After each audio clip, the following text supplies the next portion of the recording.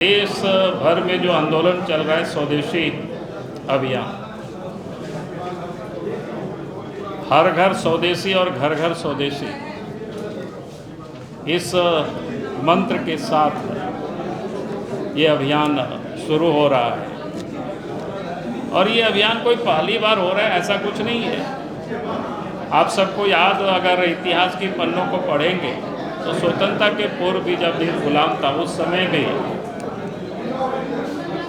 देश में स्वदेशी के प्रति काफ़ी आग्रह रहा है। चाहे वो 1905 हो, चाहे 1917 हो, गांधी जी के जो चंपारण सत्याग्रह हुआ था, चाहे 1920 हो असहयोग आंदोलन, उसमें भी स्वदेशी को राष्ट्रीय कर्तव्य माना गया था। फिर 1930 में नमक सत्याग्रह, 1942 में ये जो भारत छोड़ो आंदोलन, करो या मरो, उस समय भी विदेशी सामानों का बहिष्कार और स्वदेशी उत्पादों को उपयोग करना। और आप सबको ध्यान में होगा कि गांधी जी ने तो 2-3 आंदोलन को महत्वपूर्ण उन्होंने लीड किया था। चंपारण का आप सब लोग जान रहे होंगे, साबरमती से डंडी जो यात्रा हुई थी गुजरात में, जो नमक सत्याग्रह के नाम से जिसे प्रसिद्ध है, वो तो एक आंदोलन का, आज़ादी के आंदोलन का प्रतीक भी बन गया था। चरखा भी और खादी वस्त्र आंदोलन का प्रतीक ही बन गया। आज देश के प्रधानमंत्री नरेंद्र मोदी जी ने एक गोल पॉइंट फिक्स कर दिया है देशवासियों के सामने।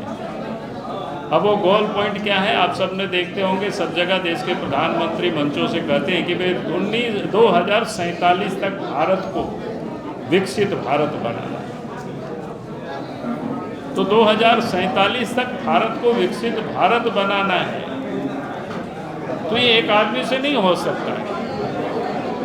अगर हमें देश को विकसित भारत बनाना है तो देश की जो 140 या 45 करोड़ की जो आबादी है, सबको ये संकल्प लेना होगा। हर घर स्वदेशी, घर घर स्वदेशी। और ये संकल्प जब देशवासी लेंगे तो भारत निश्चित रूप से विकसित भारत बनेगा। क्योंकि अतीत में भी जो भारत का अतीत रहा है वो बड़ा गौरवशाली रहा है।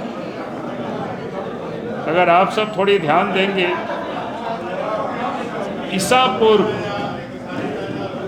जिस समय मौर्य काल था, यानी ईसा से भी 125 साल पहले, विश्व की जीडीपी में भारत की जो भागीदारी था वो 33%। 16वीं शताब्दी में वो घट करके 24.24% है। मैंने इसलिए कहा कि ईसा पूर्व भारत की इतनी संपन्नता थी, वो इससे आंका जाता है। और भारत को सोने की चिड़िया उस समय कहा जाता था। और इसी सोने की चिड़िया को लूटने के लिए दुनिया भर से आक्रांता आए थे भारतवर्ष में। इतिहास पढ़ेंगे कौन कौन भारत पर कब कब हमला किया है तो आप सबको पता चल जाएगा। और भारत, अंग्रेज ने भी भारत पर 200 सालों तक राज किया, तो भारत की लघु उद्योगों, कुटीर उद्योगों, जो हर लोगों के हाथों में जो काम था उस सब को इन्होंने समाप्त किया। और जिस समय देश स्वतंत्र हुआ उस समय भारत की जो जीडीपी था, मैंने विश्व की जीडीपी में भारत का योगदान कितना, मात्र 4% रह गया था। और आज़ादी के बाद तो और वो उसके कम हो गए, क्योंकि हम धीरे धीरे आत्मनिर्भर नहीं बने बल्कि दूसरों के ऊपर हम निर्भर होते चले गए। हम सब कुछ बाहर से आयात करने लगे और इस कारण से भारत की जो स्थिति बनी, और आज दुनिया की हर देश आप देख रहे हो अपने देश को आगे बढ़ाने के लिए किस प्रकार से प्रयास कर रहा है वो किसी से छुपा हुआ नहीं है, आप सब लोग बहुत देख रहे हो। तो भारत को जो देश के प्रधानमंत्री ने गोल पॉइंट जहां तक तय किया है कि वहां 2047 तक भारत को विकसित भारत बनाना है, तो इस देश के हर घर में स्वदेशी वस्तुओं का उपयोग हो, ये अभियान चलाने के लिए भारतीय जनता पार्टी ने तय किया है कि हम हर विधानसभा स्तर पर सम्मेलन करेंगे।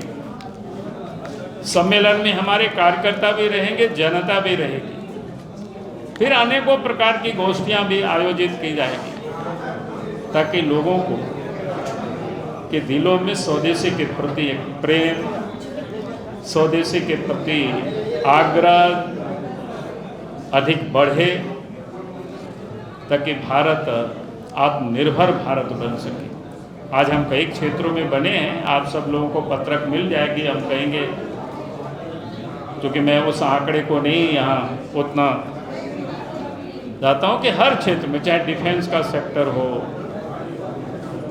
चाहे खिलौना तक का सेक्टर हो, भारत ने इस नरेंद्र मोदी जी के 11 वर्षों के शासन में जिस प्रकार से इन्होंने उपलब्धि हासिल की है वो अपने आप में अद्भुत है।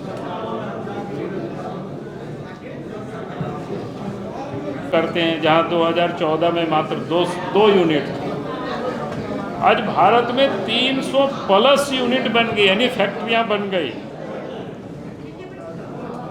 और आज भारत में ही बने वाले, क्या बोलते हैं, भारत में ही जो बनने वाले मोबाइल हैं जिसको कहते हैं मेड इन इंडिया, वो 99.2% मोबाइल आप भारत में बिक रहा है। भारत में जो बनने वाले मोबाइल, आप जरा सोच सकते हो। मोबाइल को मैंने इसलिए कहा कि हर लोग उपयोग करते हैं। पहले हम 2 ही यूनिट था, बाहर से सब लोग खरीदते थे। उसी प्रकार से कई क्षेत्रों में, ऑटोमोबाइल के क्षेत्र में तो काफ़ी प्रगति किया है, काफ़ी तरक्की किया है। तो मैं ये कहूँगा कि भारत सरकार ने जो जिस गति से, जिस तेज़ी से जो काम चल रहा है, आगे के लक्ष्य भी है कि 2030 तक भारत को 7.3 ट्रिलियन इकोनॉमी भी बनाना है, दुनिया की चौथा सबसे बड़ी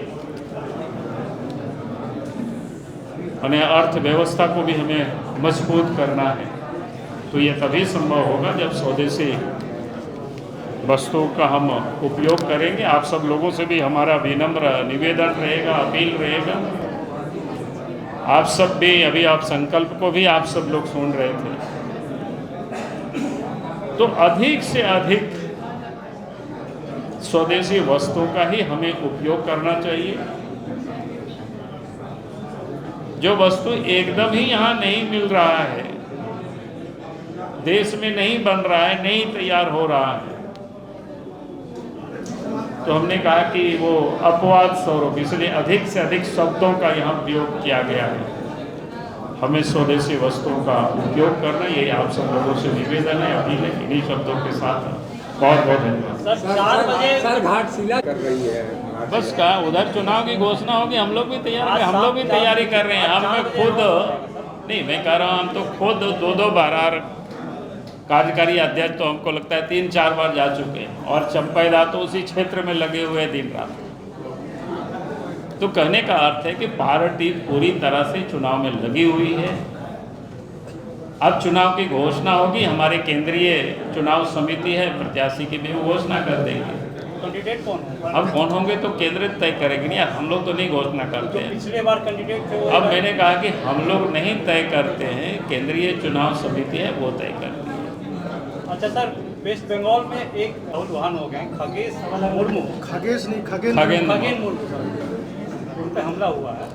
देखिए, पश्चिम बंगाल में तो आज से नहीं, वो तो एक प्रकार से वहाँ तो डेमोक्रेसी के नाम की कोई चीज़ें नहीं रहती।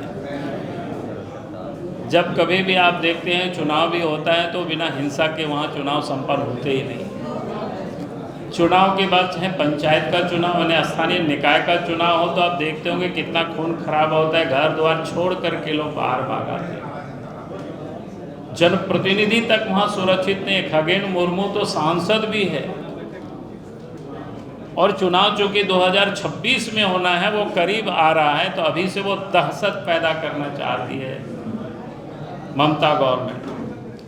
लेकिन उस पर अपोजिशन के इंडी गठबंधन के लोग कुछ बोलेंगे नहीं कि वहाँ तो लोकतंत्र ही समाप्त हो गया है। जहां 27 वर्षों के सफर में 17,000 से भी अधिक छात्रों ने डॉक्टर एवं इंजीनियर बनकर भरे सफलता की ऊंची उड़ान, जहां साधारण छात्र भी झारखंड टॉपर्स बनकर बना रहे इतिहास। दूरदर्शी शिक्षाविद श्री विपिन सिंह के मार्गदर्शन में मेडिकल एवं इंजीनियरिंग के लाखों छात्रों के लिए आशा की किरण के रूप में गोल, nation's leading institute. TheFollowUp.in. Like, share and subscribe. www.thefollowup.in